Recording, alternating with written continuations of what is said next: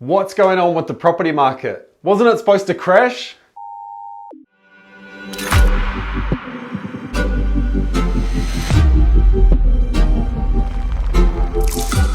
I don't know about you, but this year just seems to have disappeared for me.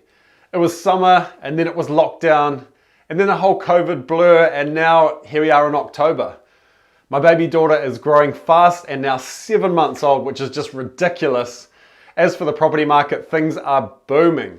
The market has been on the rise since we came out of lockdown, and it hasn't showed signs of slowing. It's been a case of low supply and high demand, with a few factors affecting it. Firstly, listings on the market have been lower than usual. Uncertainty famously causes people to become indecisive, and that seems to have been the story with sellers earlier this year, with a lot opting to wait and see. Buyer demand has also soared as a result of a few key drivers. Firstly, there are a large number of Kiwis returning home from abroad, with many looking to purchase property. Interest rates are ridiculously low and look certain to lower further, with the Reserve Bank set to start funding the banks before the end of the year.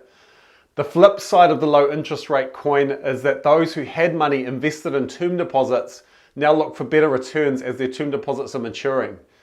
Many are now moving this capital into property. With a large increase in demand and constricted supply, it's no wonder the market's been going off.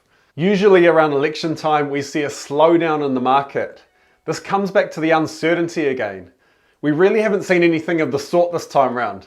It could be a sign that people don't believe we will have a change in government, or the fact that there really hasn't been a lot of talk about property this election, with housing policy taking a back seat to tax policy.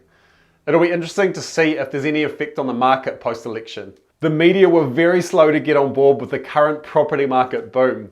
They were still predicting doom and gloom until at least 3 months after lockdown. With the media now spreading the news of the strong property market, we've seen a lot more people wanting to come to the market to capitalize on this. This could see the tide start to turn on the current undersupply situation. In the first 2 weeks of October, we've seen over 150 new residential listings coming onto the market across Tauranga, Mount and Papamoa. This is a substantial number, and around 65% of these are up for auction. This has bumped the total up to just under 750 listings on the market. Still a long way off the 1,000 plus we were seeing earlier this year.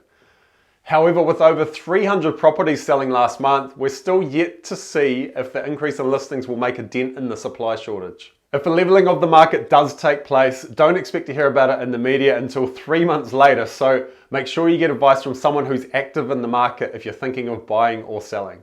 We don't know how long this current bubble will last. The world economies are taking a COVID-induced dive, and if you follow Ray Dalio, you'll know he is predicting we're coming to the end of a long-term debt cycle. This current cycle began in 1945 at the end of World War II, when USA became the world's leading power.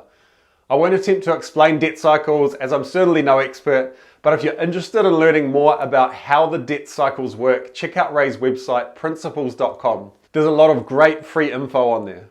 Anyway, I hope you found this market update helpful. Stay safe out there and keep moving forward.